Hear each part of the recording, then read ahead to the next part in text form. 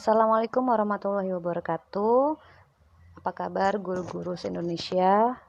Perkenalkan, nama saya Mardini Aryani dari SMK PG2 Cibinong. Alhamdulillah kali ini saya bisa berbagi informasi mengenai program guru belajar yang bisa kita lihat dari SIM PKB setiap guru. Pada saat ini saya mendapatkan kesempatan untuk menambah ilmu saya mengenai AKM yang lagi booming ya saat ini, yaitu Assessment Kompetensi Minimum, di mana kita mengetahui bahwa AKM banyak yang bilang bisa mengganti ujian nasional. Tapi sebetulnya adalah kita bisa lihat sebetulnya apa sih AKM itu dengan mengikuti program guru belajar yang bisa Bapak dan Ibu guru lihat dengan lebih detail lagi di sesi ini. Oke, bagaimana? Ternyata seru ya belajarnya, karena kita bisa lihat kenapa bisa seru. Satu, bisa seru karena lebih fleksibel karena Bapak dan Ibu guru dapat mengatur sendiri waktu belajar menyesuaikan dengan waktu luang Anda. Nah, Bapak dan Ibu bisa melihat jadwalnya. Oh, saya bisanya kapan nih? Minggu ini ada nggak ya? Tapi dilihat dulu angkatan keberapa dibukanya. Nah, seperti itu. Yang kedua adalah lebih mudah. Kenapa bisa disebut lebih mudah?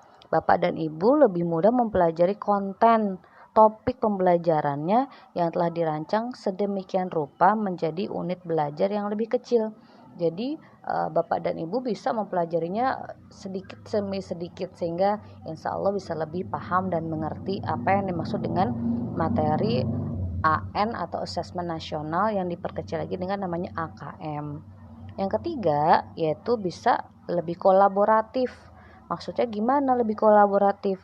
Yaitu Bapak dan Ibu dapat belajar dengan rekan lainnya. Jadi ini bukan belajar individual, kita bisa saling tanya jawab, bisa saling tukar pikiran mengenai materi atau sesi-sesi yang ada di setiap pembelajarannya di sesi AKM ini. Oke, kita next.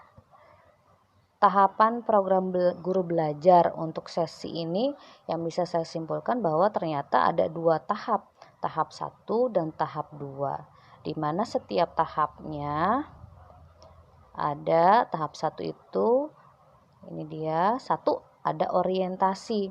Orientasi ini untuk apa sih? Yaitu membekali peserta mengenai latar belakang kenapa ya dibutuhkan mengganti, atau bukan mengganti ya, tapi memperbaiki mutu mungkin di situ ya, latar belakangnya. Lalu yang kedua atau yang B, tujuan umum dari diadakannya atau dibentuknya AKM.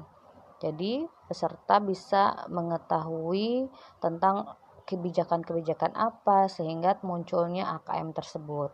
Dan yang terakhir adalah, kita tahu nih bahwa alur program guru belajar seri Asesmen Kompetensi Minimum. Jadi si peserta tahu alurnya seperti apa.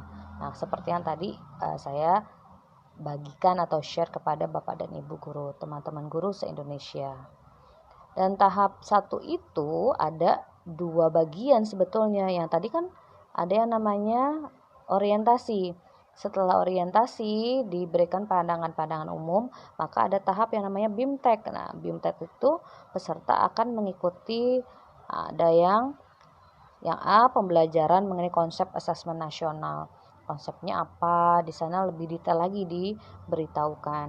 Yang kedua atau yang B, konsep asesmen kompetensi minimum. Konsepnya seperti apa nih? Ada yang numerasi, ada literasi, bagaimana kita tahu apakah itu mencapai butir soalnya yang mana nih levelnya gitu ya. Terus ada yang namanya membaca dan menindaklanjuti hasil asesmen. Apakah di sana dia masih dasarkah atau masih cakap atau sudah mahir dan lain sebagainya. Itu tahap 1. Masih tahap 1. Dan sekarang kita lihat di slide yang selanjutnya.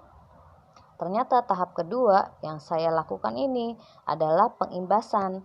Peserta diharapkan dapat menjadi 1 bagian perubahan pendidikan dengan caranya ya yang saya lakukan hari ini, mengajak dan mendampingi guru lain di satuan pendidikan untuk peserta mengikuti program ini gitu. Jadi yuk kita sama-sama menggali ilmu lagi mengenai program-program guru belajar yang diberikan, yang disediakan oleh pemerintah agar guru-guru di Indonesia menambah wawasan. Jadi kita tidak hanya bilang katanya dan kita bisa tahu sendiri dan menguasai materi atau ilmu tersebut. Yang kedua adalah mendokumentasikan video pengimbasan dan mengunggahnya di YouTube. Ya, ini adalah salah satu peran kita sebagai guru-guru di Indonesia agar bisa meningkatkan mutu pendidikan. Ya, pastilah dari gurunya sendiri ya, teman-teman, biar kita bisa meningkatkan mutu.